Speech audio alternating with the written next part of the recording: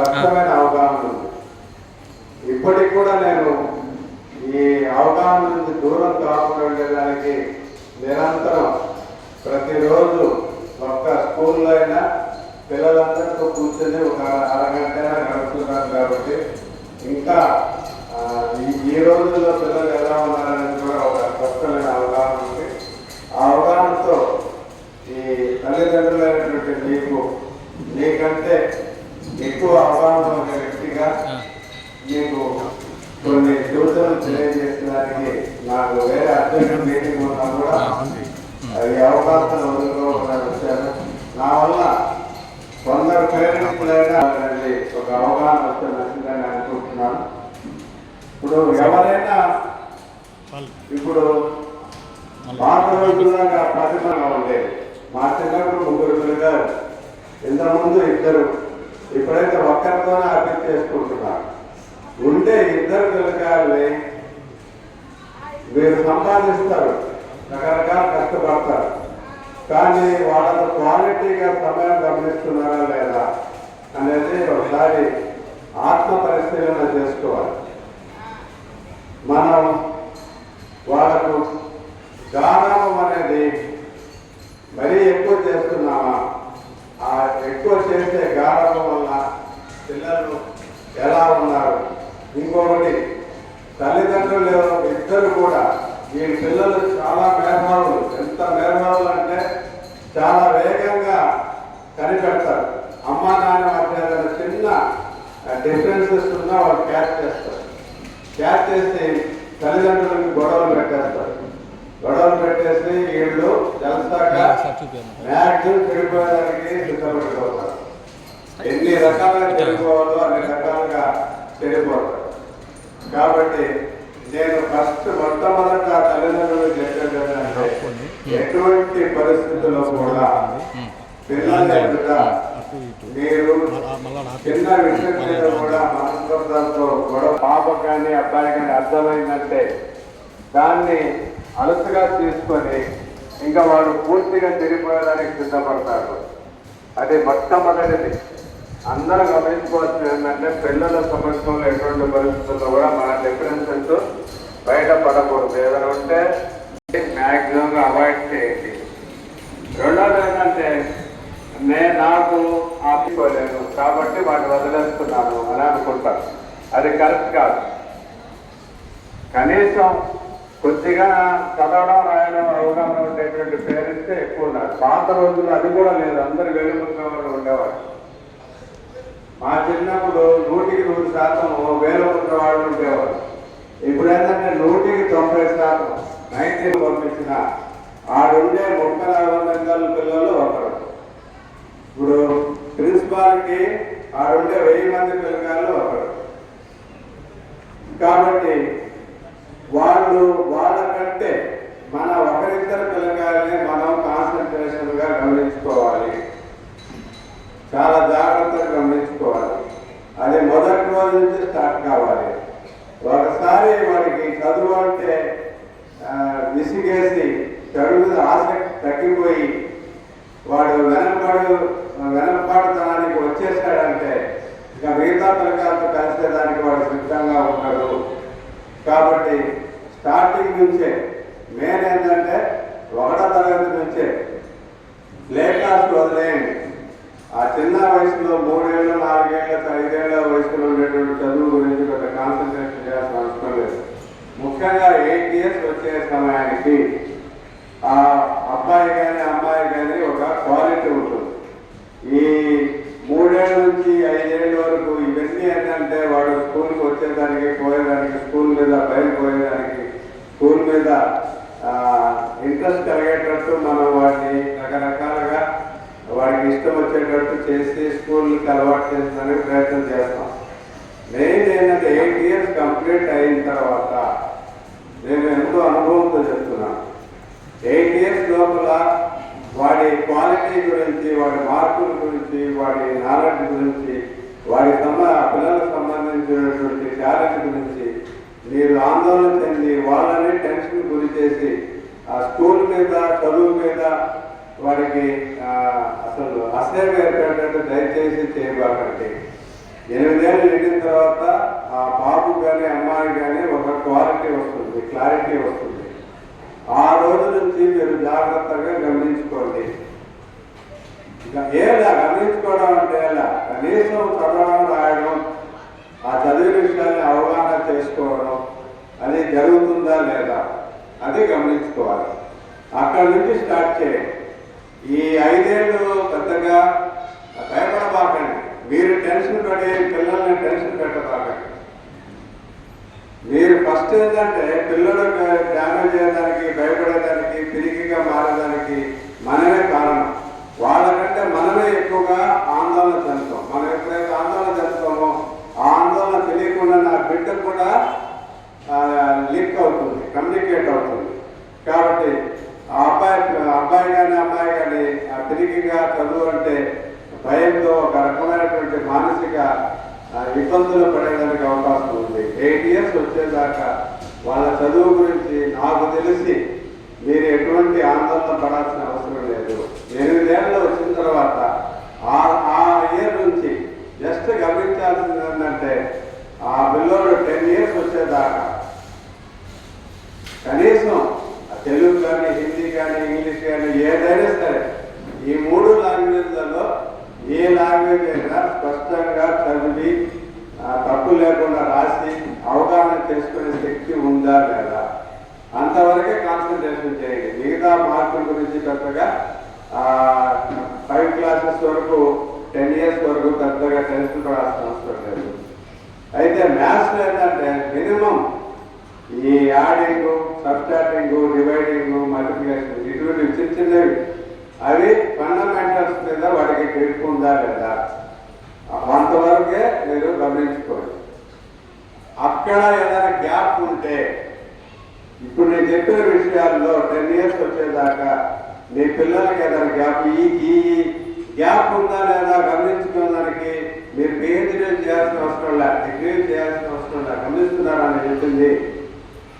ఈ చిన్న విషయాలు తెలుసుకునేదానికి మీరు పెద్ద డిగ్రీల్లో ఫస్ట్ క్లాస్లో పాస్ అయ్యి ట్రైనింగ్లు చేసి పెద్ద పెద్ద చదువులు చదవాల్సిన అవసరం లేదు. మినిమం నా బిడ్డకి తప్పు లేకుండా హిందీ చదవడం వస్తుందా లేదా, ఇంగ్లీష్ చదవడం వస్తుందా లేదా, తెలుగు చదవడం వస్తుందా లేదా, మ్యాథ్స్లో మినిమం కావాల్సినటువంటి మినిమం నాలెడ్జ్ ఉందా లేదా, ఏదైనా చిన్న భాగాలు వస్తే చేయగలుగుతున్నారా లేదా, మల్టిప్లికేషన్ చేయగలుగుతున్నారా, సబ్ట్రాక్షన్ చేయగలుగుతారా లేదా, ఈ 20 టేబుల్స్ మీద వాటికి అవగాహన ఉందా లేదా, ఇంకా ఏదైనా ఫ్రాక్షన్స్ ఇటువంటి చిన్న ఉంటాయి అవి కూడా ఏదైనా అర్థం చేసుకుంటున్నారా లేదా, అంతవరకు మీరు తెలుసుకునే దానికి మీకు పెద్ద చదువులు అవసరం లేదు.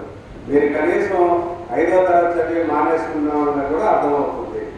కాబట్టి ఆ స్థాయిలో మీరు వాళ్ళకి అవగాహన చేసుకోండి. అక్కడ ఏదైనా గ్యాప్ ఉంటే దయచేసి ఆ విషయాల్లో మీరు గ్యాప్ ఉంటే మీరు నిర్లక్ష్యం చేస్తే ఇంకా వాడికి చదువు రానే రాదు. డబ్బులు పెట్టుబడి పెట్టాల్సిందే కానీ సార్ చెప్పినట్టు IIT కోర్సులని, రకరకాల కోర్సులని, ఆ కోర్సులు వేస్తే నా పిల్లడు ఏదో బ్రహ్మాండంగా డబ్బులు ఖర్చు పెడితే చదువు వస్తుందని కానీ అన్నీ భ్రమే. మినిమం వాడికి ఉందా లేదా అది మీరు గమనించుకోవాలి.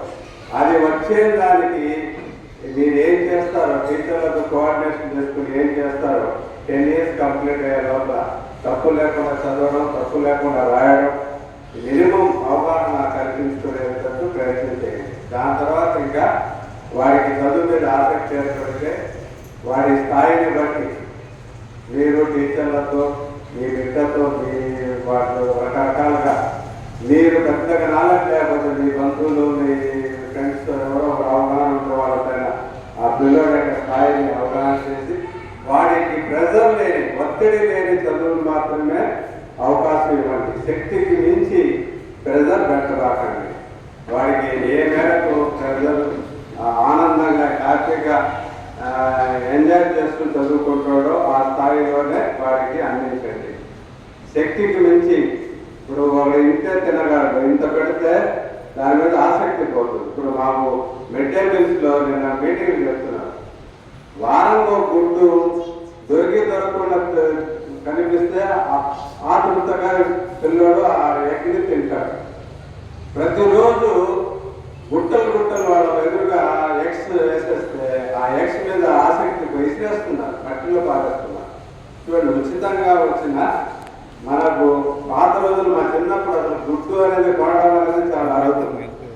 ఇలా ఉంటుంది పిల్లల మానసిక పరిస్థితి. ఏది కూడా అతి చేస్తే దాని మీద ఇంట్రెస్ట్ పూర్తిగా పోతుంది.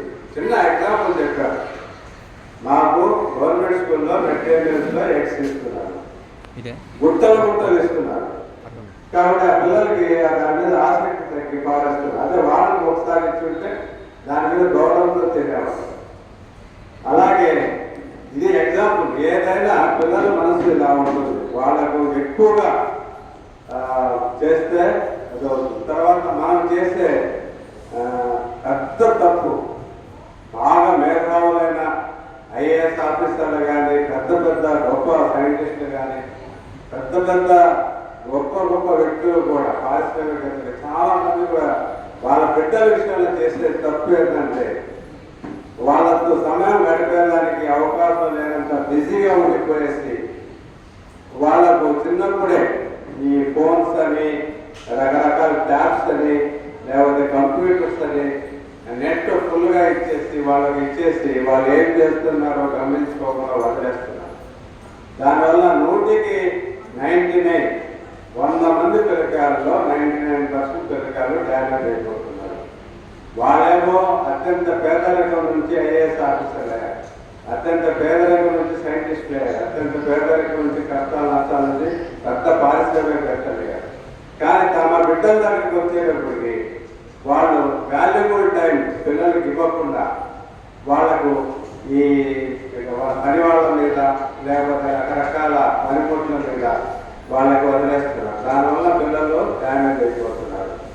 కాబట్టి పిల్లలు నాకు ఇంకోటి అత్యంత ముఖ్యమైన, నేను చాలా మంది పట్టించుకోలేది, నేను చాలా బాగా అర్థం చేసిన విషయం ఏంటంటే, ఈవెన్ నేనే ఉత్తముడని నేను చెప్పుకోలేదు. నేను కూడా ఎవ్వరు లేనప్పుడు నేను ఎలా చేస్తానో నాకే కొన్నిసార్లు అవగాహన ఉంటుంది.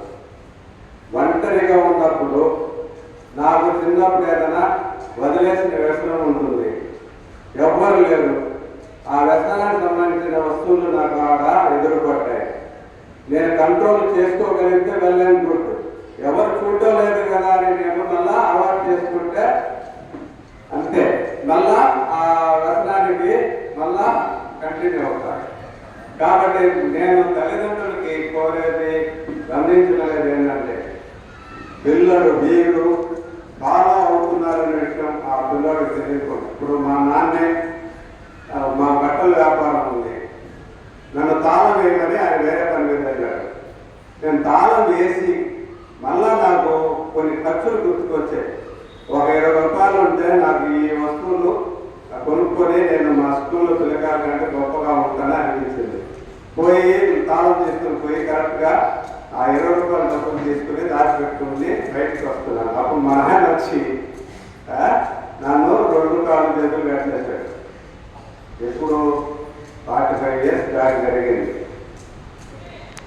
అంటే ఎవరు చూడటం లేదు కదా, నా అవసరాలు ఆ డబ్బులు ఉన్నాయి కదా, తీసుకోవచ్చు కదా అనేటువంటి ఆలోచన ఒంటరితనంగా ఎవరు లేనప్పుడు కలుగుతుంది. కాబట్టి పిల్లవాడు, అమ్మాయి కానీ అబ్బాయి కానీ, వాళ్ళకి తెలియకుండా సంవత్సరంలో 10 సార్లైనా కనీసం వాళ్ళకి తెలియకుండా, వాళ్ళని మనం అబ్జర్వ్ చేస్తున్న విషయం కూడా తెలియకుండా మనము వాళ్ళు ఒంటరిగా ఎలా బిహేవ్ చేస్తున్నారు, వాళ్ళకు తప్పు చేసే అవకాశాలు ఉన్నా కూడా ఒంటరితనంలో తప్పు చేస్తున్నారా, లేకపోతే నిగ్రహంగా ఉంటున్నారా, ఒంటరితనంలో వాళ్ళు ఎలా ఉంటున్నారు, ఎలా బిహేవ్ చేస్తున్నారు, వాళ్ళ సర్కిల్ ఎలా ఉంది, వాళ్ళ ఫ్రెండ్స్ ఎలా ఉన్నారు, వాళ్ళతో ఈ పిల్లోడు ఇష్టపడే, ఈ అమ్మాయి ఇష్టపడే ఫ్రెండ్స్ వాళ్ళు ఆలోచనలు ఎలా ఉన్నాయి, వాళ్ళ తీరు ఎలా ఉంది.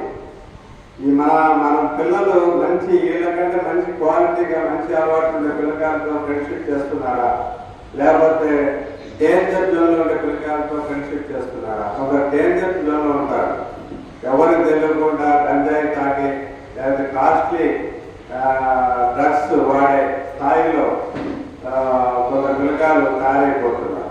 అటువంటి డేంజర్ జోన్లో ఉండే పిల్లకాయల మీద ఆసక్తి కలిగి వాళ్ళకు సాహసం చేసేదానికి వీళ్ళు తొందరపడుతున్నారా, వెంపలాడుతున్నారా, వీళ్ళ మానసిక పరిస్థితి ఎలా ఉంది, దాన్ని మనం ఫాలో అప్ చేసి నెంబర్ ఆఫ్ టైమ్స్ అవ్వచ్చు, దానివల్ల జరిగే పరిణామాలు ఏంటి అనేది మనం కౌన్సిలింగ్ ఇచ్చుకోవాలి. అక్కడ ఒక్కసారి డేంజర్ జోన్లోకి వెళ్ళిపోయి డ్యామేజ్ అయ్యాడంటే మనం అంత ఈజీ కాదు. కౌన్సిలింగ్ చేసినా కూడా మళ్ళా ఒక చూశాను, ఒక డాక్టర్ అమ్మ సైక్రాట్రిస్ట్ ఒక రోగి పాపం ఎంతో ప్రేమతో అభిమానంతో నేను దేశాన్ని ఉద్ధరించాలి, ఇటువంటి పేషెంట్ని కాపాడాలి అనే అంతులేని ప్రేమతో వాడికి న్యాయం చేసేదానికి ప్రయత్నం చేసి న్యాయం అయినట్టు నటించాడు. లాస్ట్కి ఆ అబ్బాయిని అమ్మాయిని డాక్టర్ని మ్యారేజ్ చేసుకుంది. తర్వాత మ్యారేజ్ అయినంటే వాడు ఆయన అసలు రూపం విశ్వరూపం చూపించేటప్పటికి ఆ విశ్వరూపాన్ని తట్టుకోలేక అంత చదువుకున్న డాక్టరు వేల లక్షల మందికి సేవ చేసిన డాక్టర్ సూసైడ్ చేసుకుని చనిపోయింది. చూడండి ఎలాంటి పరిస్థితులు ఎదుర్కొంటారు.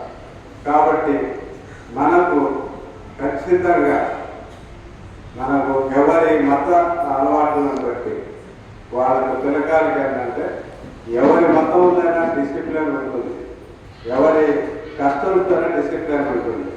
వాటికి తగ్గిన ప్రేయర్స్ ఉంటాయి. ఆ ప్రేయర్స్ వలన పిల్లలు ఏంటంటే ఒక అతీత శక్తి మనల్ని గమనిస్తుంది. నేను తప్పు చేస్తే నేను శిక్షించబడతాను, ఎవరు లేనప్పుడు కూడా నేను తప్పు చేయకూడదు, ఎవరు చూడలేదన్నా కూడా చూసే ఎనర్జీ ఒకటి ఉంది. దానివల్ల నేను ఏమైనా చేస్తే దాని వెంటనే కుడి చేతి చేస్తే ఎడం చేతికి నాకు వస్తుంది, నేను శిక్షించబడతాననేటువంటి బలంగా వాళ్ళు నాడుకునేటట్టు ఎవరి పద్ధతుల్లో వాళ్ళు చిన్నప్పుడు వాళ్ళకు ఆ ప్రేయర్ అవన్నీ అలవాటు చేయాలి. చాలామంది నేను దేవుడు లేడని గొప్పగా అనుకుంటాను. నేను ఏదో ఒక ఎనర్జీ ఉంది కాబట్టి ఆ ఎనర్జీ కింద మనం నడుస్తున్నాం కాబట్టి ఎవరి సాంప్రదాయం ప్రకారం అవి చిన్నప్పటి నుంచి ఆ డిసిప్లిన్ నేర్పించేస్తే ఆ చట్టంలో ఉండి తప్పులు చేసేదానికి భయపడే పరిస్థితుల్లో ఉండి ఎవరు చూడకపోయినా తప్పులు చేయని నిజాయితీగా జీవించే పరిస్థితుల్లో మన బిడ్డ తయారవుతారు. ఆ విధంగా ఆరోగ్యంగా మన పిల్లలు ఆనందంగా జీవించేటట్టు మనం చిన్నప్పటి నుంచే శిక్షణ ఇచ్చుకోవాలి. ఒక్కసారి చేయి దాటాడంటే చేయి దాటిందంటే వాళ్ళు మనం లెక్క చేయరు, మన మీద అటాక్ చేసే స్థాయికి కూడా దిగజారిపోతారు. కాబట్టి వాళ్ళు మనకంటే బలవంతులుగా మారి మన మీద అటాక్ చేసే పరిస్థితి, వాళ్ళ చేతుల్లో దెబ్బలు తినే పరిస్థితి మనం రాకుండా ఉండాలంటే చిన్నప్పుడు అనవసరమైన కారణం మన కళ్ళు మూసుకుని పోయి ప్రేమించే అధికారం అది దయచేసి అందరూ స్ట్రిక్ట్గా మానుకోండి. నాకు నా బిడ్డ మీద ప్రేమ ఉంది, నేను చాలా గొప్పదాన్ని అని అనుకుంటే, నా బిడ్డ మీద నా ప్రేమ ఉంది, నేను చాలా గొప్పవాడిని అనుకుంటే అది కరెక్ట్ కాదు. వాడు చిన్న చిన్న తప్పులు చేసుకున్నప్పుడు మనం మందలించలేని గుడ్డి ప్రేమ వాడి జీవితాన్ని నాశనం చేస్తుంది. భవిష్యత్తులో ఆ పిల్లల చేత మనమే అవమానించబడే పరిస్థితి మనం ఎదుర్కోవాల్సి వస్తుంది. కాబట్టి నేను చెప్పే ఈ చిన్న చిన్న సూచనలు నీకు తెలుసుకుంటాయి, కానీ నాకు నీకంటే ఎక్కువగా సొసైటీలో రకరకాల పరిస్థితుల్లో రకరకాల పిల్లల్ని చాలా దగ్గరగా గమనించాను కాబట్టి నేను చెప్తున్నాను. ఇప్పుడు హత్యలు చేసే తండ్రి అయినా తన బిడ్డ డిసిప్లిన్గా ఉండాలని మనస్ఫూర్తిగా కోరుకుంటారు. తన బిడ్డ ఏ టీచర్ వలన ఇంపాక్ట్ అయ్యి వాడు మంచి అలవాట్లకు మంచి పద్ధతులకు పోతే ఆ టీచర్ని కాళ్ళకు దండం పెట్టి ఆ టీచర్ని వాళ్ళ దేవుడిలాగా చూస్తారు. కాబట్టి టీచర్స్ కూడా గమనించాల్సిందంటే వాళ్ళ ఇంటి వాతావరణం చాలా ఘోరంగా ఉన్నా అటువంటి పరిస్థితుల్లో ఉండే పిల్లలు మన దగ్గరికి వచ్చినా మనం ఎంతో ప్రేమతో దయతో వాళ్ళ దగ్గర తీసుకొని వాళ్ళని వాస్తవాలు ఈ డెవలప్మెంట్ సంబంధించి క్వాలిటీకి సంబంధించి భవిష్యత్తుకు సంబంధించి ఎలా ఉంటే మన బంగారు భవిష్యత్తు ఉంటుంది అనేది ఇవన్నీ మనం కథలు కట్టినట్టు ఆ బిడ్డలకి అవగాహన కల్పిస్తే వాళ్ళు ఇంకా పైగా అన్ని సౌకర్యాలు ఉండే పిల్లకాల కంటే కష్టాల్లో బాధల్లో ఇబ్బందులు ఉండే పిల్లకాయలకి కసి బాగుంటుంది, కాన్సన్ట్రేషన్ బాగుంటుంది. వాళ్ళకి సరైన మార్గం సూచిస్తే ఆ గోల్ని రీచ్ అవుతారు. ఆ రీచ్ చేసే శక్తి టీచర్స్లో ఉంది. కాబట్టి పిల్లల్ని అంచనా వేయండి. పిల్లల్ని ప్రేమించండి, పిల్లల చేత ప్రేమించబడండి. ఆ విధంగా ఏ టీచర్ అయితే పిల్లల ద్వారా ప్రేమించబడతారో ఆ బిడ్డని ఆ టీచరు తనకు నచ్చినట్టు మంచి మార్గంలో తీసుకుపోయేందుకు అవకాశం ఉంది. కాబట్టి టీచర్స్ నిజంగా టీచర్స్గా పనిచేసే వాళ్ళు చాలా చాలా అదృష్టం ఉంటేనే ఈ వృత్తిలోకి రావాలి. ఏదో టైంపాస్కి వస్తే లాభం లేదు. ఎంతో పిల్లల మీద ఎంతో ప్రేమ దయ ఉంటేనే మనం సక్సెస్ కాగలం. ఆ విధంగా దయతో పిల్లల్ని అర్థం చేసుకుని వాళ్ళ తప్పుల్ని మనస్ఫూర్తిగా క్షమించి మన ప్రేమతో వాళ్ళని మంచి మార్గంలో తీసుకుపోయే ఆలోచన చేయాలని, మీరు చాలా ఆరోగ్యంగా మీరు ముందు ఆనందం పొందుతూ పిల్లల్ని వినీతంగా ప్రేమించి ఇష్టపడి వాళ్ళను డెవలప్ చేయాలని టీచర్స్ కోరుకుంటూ, ఇంకోసారి తల్లిదండ్రులకి ఏంటంటే నా తరఫున ఏదైనా మొట్టమొదటి అందుకే ఇంపార్టెంట్. ఈ 5th క్లాస్ లోపలే మినిమం చదువు మీద పిల్లలకి అవగాహన ఉండేటట్టు చేయండి. ఎందుకు చెప్తున్నానంటే నేను 10th క్లాస్ పిల్లలు కూడా ప్రైవేట్ స్కూల్లో చదివితే కార్పొరేట్ స్కూల్లో చదివితే చాలా దగ్గరగా చూస్తున్నాను. వాళ్ళు రాసి రాసి రాసి రాసి ఏమవుతుందో డ్రాయింగ్ లాగానే రాసేస్తున్నారు. ఒక వాక్యం అని చదివి దాన్ని ఎక్స్ప్లెయిన్ చేయాలా బాబు అంటే వాళ్ళు ఎక్స్ప్లెయిన్ చేసే పరిస్థితి లేదు. వేల గంటలు రాసి రాసి రాసి ఆ మొదటి అక్షరం కూడా మొదటి పదం కూడా అవగాహన చేసుకునే పరిస్థితులు రాసి రాసి రాసి రాయడమే పని. మినిమం అండర్స్టాండింగ్ లేకుండానే వాళ్ళు 10వ తరగతికి వచ్చేస్తున్నారు. ఆ పరిస్థితి మీ బిడ్డలకు రాకుండా మీరు 10 years లోపలనే వాళ్ళ చిన్న పిల్లకాయలు ఉన్నప్పుడే, వాళ్ళ గత పిల్లకాయలు అయితే మీరు ఏం చేయలేరు, మిమ్మల్ని అసలు లెక్కే పెట్టరు. కాబట్టి 10 years లోపలనే మీరు అలర్ట్గా ఉండి చేయండి. తర్వాత ఇంకొక చిన్న సూచన ఏంటంటే రాత్రి ఇళ్లలో టీవీలు పెట్టడం కానీ మీరు 12 గంటల దాకా మేలుకోవడం కానీ దయచేసి చేయబాకండి. రాత్రి 10 లోపల నిద్రపోయే అలవాటు చేసుకోండి. ఉదయం 5 కల్లా మీరు నిద్రలేసి పిల్లల భవిష్యత్తు కోసం వాళ్ళు కూడా నిద్రలేసి సూర్యుడు ఉదయించే లోపల పిల్లల కార్యక్రమాలు తీర్చుకొని కనీసం 1 గంట అయినా వారి చదువు సంబంధించిన విషయాల మీద ఇంకోసారి రివిజన్ చేసుకునేటట్టు వాళ్ళకి అలవాటు చేయాలని. కానీ 180% పిల్లకాయలు ఎలా ఉన్నారంటే పేరెంట్స్ ఎలా ఉన్నారంటే ఆలస్యంగా నిద్రపోతారు, ఆలస్యంగా నిద్రలేస్తారు. ఉదయం టిఫిన్ కూడా ఉండదు. ఎక్కడ ఒక పక్క నుంచి ఒక టిఫిన్ కట్టుకొని వచ్చేసి తినేసి కడుపుగా ప్రయాణం చేస్తారు. అలా కాకుండా మీరు త్వరగా నిద్రపోయి ఉదయాన్నే లేచి పిల్లలకు రాత్రి అన్నమైన పెరుగైనా ఇచ్చి పెరుగు తినిపించి తర్వాత మంచి భోజనం తయారు చేసి పంపించి అలవాటు చేయండి. బయట తింటూ చాలా ప్రమాదం. ఇప్పుడు ఎన్నో రోజుల నుంచి కాగి కాగి కాగి నూనె, ఆ నూనెతో తయారు చేసినటువంటి పదార్థాలు తింటే డైజెషన్ డ్యామేజ్ అవుతుంది, వాళ్ళ ఆరోగ్యం చెడిపోతుంది. ఆరోగ్యం చెడిపోతే ఏం చేస్తాం? ఆరోగ్యం ఉంటే పిల్లడు అన్ని పనులు చేయగలరు, ఆరోగ్యం బాగాలేకపోతే ఏం చేయలేదు. కాబట్టి బిడ్డ ఆరోగ్యం కోసం మీ చేతులతోనే బయటి తిండి టిఫిన్లో తినే అలవాటు పిల్లలు దయచేసి చేయగలరు. ఇది నాకు అవగాహన పడే విషయాలు నేను ప్రత్యక్షంగా కళ్ళాన్ని చూసి పిల్లలకు చెడు జరిగే విషయాలని నేను చెప్పాను. కాబట్టి నేను చెప్పిన విషయాలు ఒకసారి నేను ఇంటి దగ్గర పోయిన తర్వాత ప్రశాంతంగా మీరు నాకంటే జాగ్రత్తగా పిల్లల్ని చూసుకుంటామంటే వెళ్ళేందుకు ఏదైనా మీ వల్ల ఏదైనా చిన్న మిస్టేక్స్ దొరికే అవకాశం ఉంటే మళ్ళా దొరకకుండా జాగ్రత్తగా అలర్ట్గా ఉంటారని, ముఖ్యంగా 9th క్లాస్ దాటిన పిల్లల్ని చూసుకునే టీనేజ్ కదా వాళ్ళు చూసుకునే విషయంలో కొద్దిగా ఫ్రెండ్లీగా ఉండండి. వాళ్ళని ద్వేషిస్తే మాత్రం మీరు 5% ద్వేషిస్తే వాడు 95% మీరు ద్వేషంతో రగిలిపోతాడు.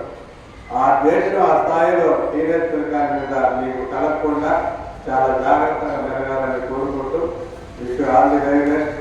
ఇంతమంది పిల్లకాయలతో పేరెంట్స్తో మాట్లాడే అవకాశం కల్పించిన ఈ SBR స్కూల్ మేనేజ్మెంట్కి, ప్రిన్సిపాల్కి, కరెస్పాండెంట్ గారికి అందరికీ మనస్ఫూర్తిగా ధన్యవాదాలు తెలియజేస్తూ మీకు అందరికీ ఆల్ ది బెస్ట్.